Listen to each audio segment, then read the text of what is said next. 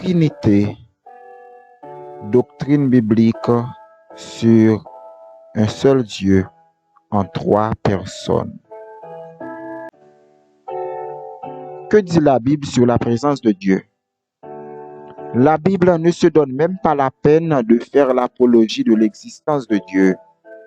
Elle proclame dès le premier livre ce que Dieu a fait, au lieu de défendre l'idée de son existence. Au commencement, Dieu créa les cieux et la terre. Genèse 1, verset 1. La Trinité. Il y a un seul Dieu en trois personnes distinctes, Père, Fils et Esprit, qui sont coexistés, coéternels, omniscientes, omnipotentes. Dieu est amour, miséricordieux, bon, lent à la colère, juste, fidèle. Dieu s'est-il révélé à nous? Dieu ne nous inflige pas la peine de le chercher vainement. Il s'est lui-même révélé à nous dans la plus grande mesure que notre intelligence puisse saisir et comprendre. Il s'est révélé à nous de quatre manières: à travers la nature, à travers la Bible, à travers les théophanies de l'Ancien Testament et à travers Jésus-Christ. La révélation naturelle de Dieu. Nous contemplons les empreintes du Dieu infiniment grand dans la nature. Dans Psaume 19, versets 2 et 3, nous lisons: « Les cieux racontent la gloire de Dieu et l'étendue manifeste l'œuvre de ses mains. Le jour en instruit un autre jour, la nuit en donne connaissance à une autre nuit. » Et dans Ésaïe 40, verset 26, nous lisons: « Levez vos yeux en haut et regardez, qui a créé ces choses? Qui fait marcher en ordre leur armée? Il les appelle toutes par leur nom, par son grand pouvoir et par sa force puissante. Il n'en est pas une qui fasse défaut. » La révélation naturelle de Dieu est également inscrite dans Psaume chapitre 8, les versets 2 à 5. « Éternel, notre Seigneur, que ton nom est magnifique sur toute la terre. Ta majesté s'élève au-dessus des cieux. Par la bouche des enfants et de ceux qui sont à la mamelle, tu as fondé ta gloire pour confondre tes adversaires, pour imposer silence à l'ennemi et aux vindicatifs. Quand je contemple les cieux, ouvrage de tes mains, la lune et les étoiles que tu as créées, qu'est-ce que l'homme pour que tu te souviennes de lui, et le Fils de l'homme pour que tu prennes garde à lui? » Révélation scripturaire de Dieu. Tandis que la présence du péché souille la nature, elle ne peut plus révéler parfaitement la nature sainte de Dieu. Alors, Dieu s'est servi de ses serviteurs pour nous parler et écrire ses instructions pour notre bien-être et notre perfectionnement. Il nous parle à travers sa parole écrite.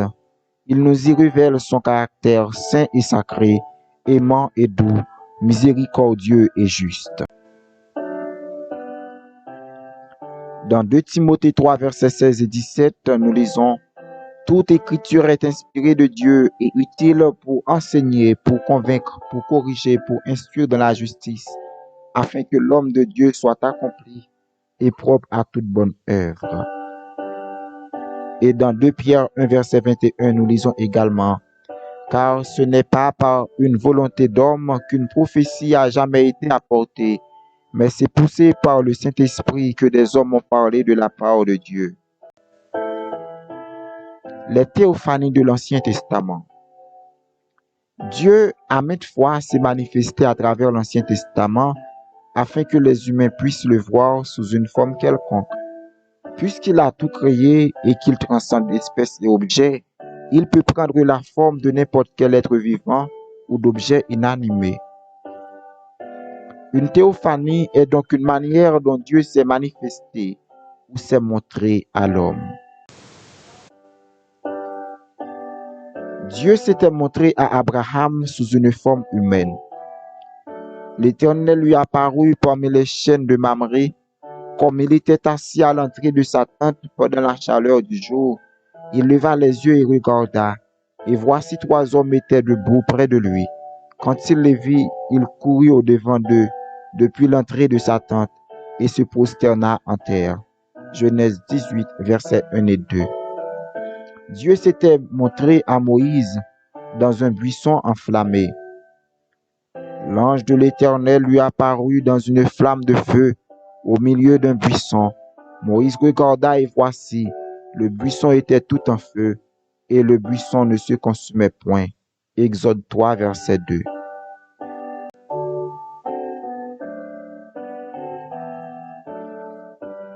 Dieu marchait au milieu des enfants d'Israël dans une colonne de nuée.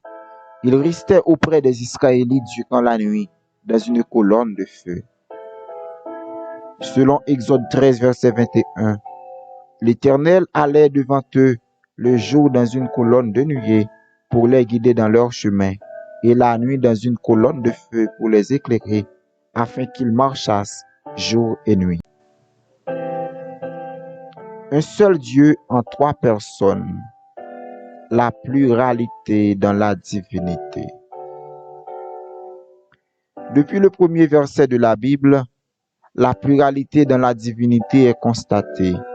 Le texte hébreu devrait être traduit. Au commencement, les dieux créa. Genèse 1, verset 1.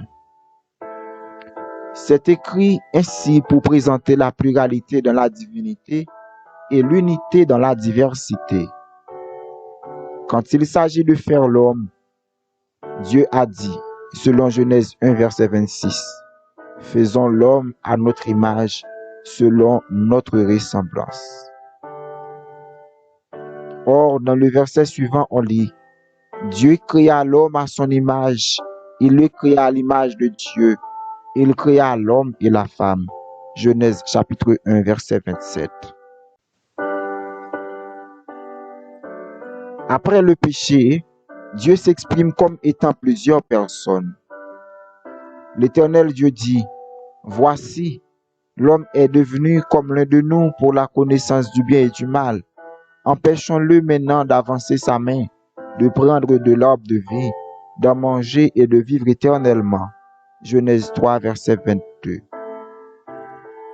Lorsque les post-diluviens commencèrent à se mettre ensemble pour se rebeller contre Dieu, il s'exprime encore comme étant plusieurs personnes. Genèse 11, verset 7.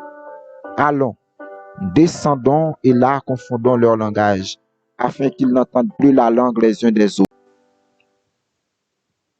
Il y a un seul Dieu.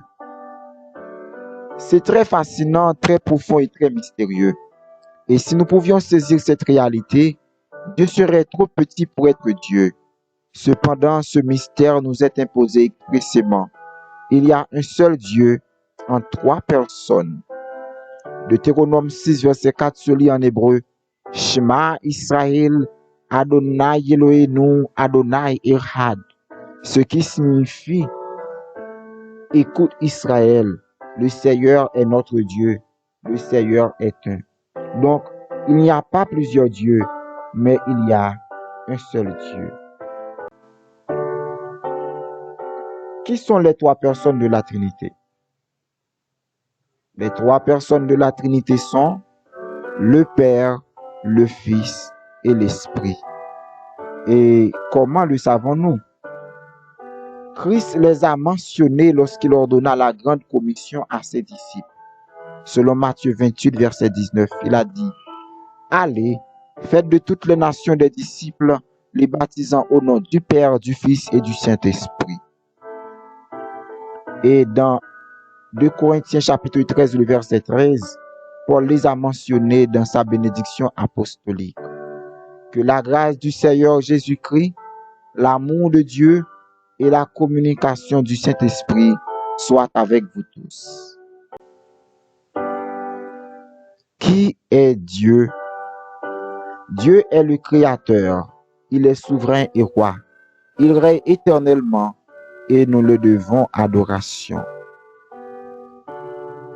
Si nous faisons une petite récurrence des qualifications de Dieu, il est créateur, sustentateur, rédempteur, protecteur, omniscient, omniprésent, omnipotent, immortel, invisible, amour, bon, miséricordieux, juste, saint, fidèle, compatissant, adorable, aimable, glorieux, parfait, éternel, jaloux, mystérieux, infini.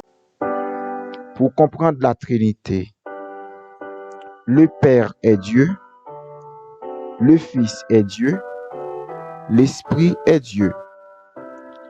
Le Père n'est pas l'Esprit, l'Esprit n'est pas le Fils, et le Fils n'est pas le Père. De même que le Père n'est pas le Fils n'est pas l'Esprit, et l'Esprit n'est pas le Père.